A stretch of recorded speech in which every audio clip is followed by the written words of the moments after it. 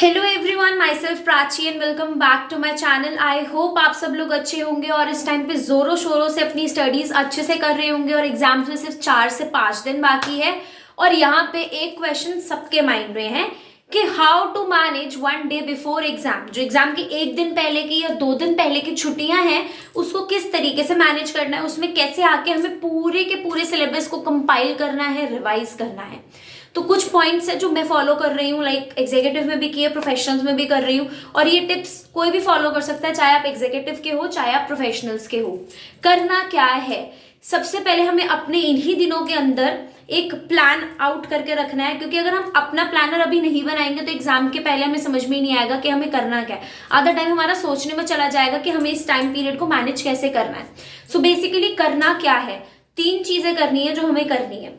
सबसे पहले हम उन सिलेबस, मतलब सारे सिलेबस में से उन चैप्टर्स को डिवाइड कर देंगे जो हमें बहुत अच्छे से आते हैं, लाइक हमारे टिप्स पे है, हमें बहुत, मतलब कोई कभी भी क्वेश्चन पूछ ले, वी नो दैट। तो सबसे पहले हम उन चैप्टर्स को सेग्रीगेट करेंगे जो हमें बहुत अच्छे से आते हैं, कंसेप्चुअल क्लैरिटी वाले, वो हमें अच्छे से आते हैं, तो हम उसकी एक लिस्ट बनाएंगे। उसके बाद हम उन चैप्टर्स की लिस्ट बनाएंगे जो थोड़े से टाइम कंज्यूमिंग है और हमें ठीक ठाक आते हैं, वो वाले चैप्टर्स की लिस्ट बनेगी।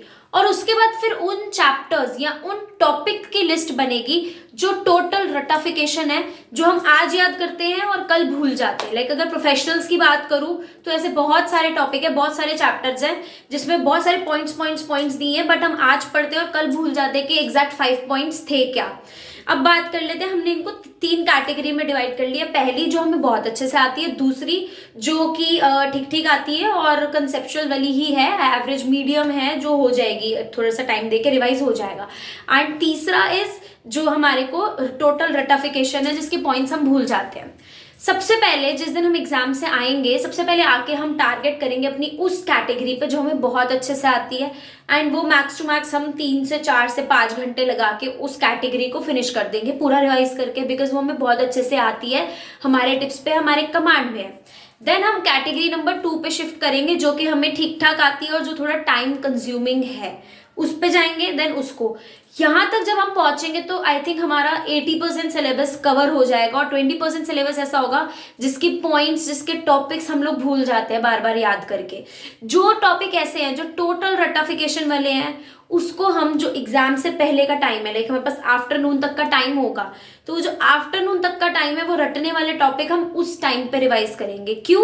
क्योंकि वो टॉपिक हमारे माइंड में बैठे होंगे, तो अगर उनमें से जो भी क्वेश्चंस पेपर में आएंगे, आपको पता होगा इसके 5 पॉइंट मैंने अभी पढ़े थे, सो आप उसको जॉट डाउन कर सकते हो। लेकिन अगर आपने वो पॉइंट्स 2 दिन पहले पढ़े होंगे तो उसमें से सिर्फ 2 या 3 पॉइंट्स याद आएंगे, सारे पॉइंट्स याद नहीं आएंगे।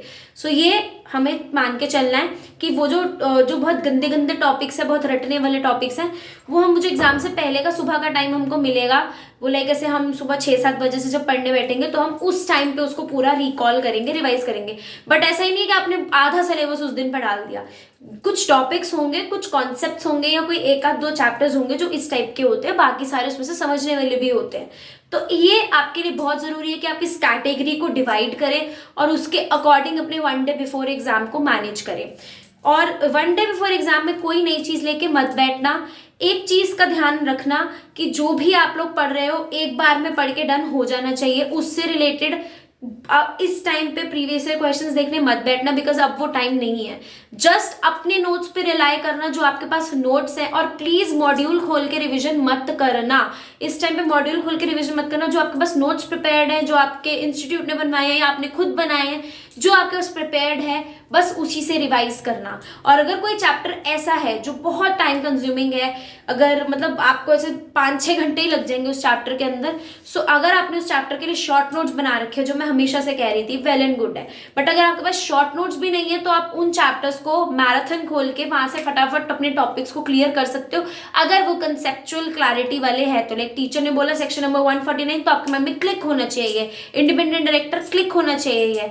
तो इस तरीके से आप लोग पूरा डिवाइड करो और आज ही अपना ये चीज पे डिवीजन कर लो कि जिस दिन मैं पेपर देके घर आऊंगी उस दिन मुझे आके ये चैप्टर्स को पहले टारगेट करके डन कर देना है। फिर नेक्स्ट डे मॉर्निंग में मैं इतने बजे उठूंगी तो मुझे इतने टाइम के अंदर इन चैप्टर्स को टारगेट करना है। फिर उसके बाद मुझे ये चीज करनी है। एंड लास्टली एग्जाम से पहले मैं ये कुछ 10-12 टॉपिक्स हैं जो अच्छे से पढ़ के जाऊंगी, बिकॉज ये मुझे भूल जाते हैं।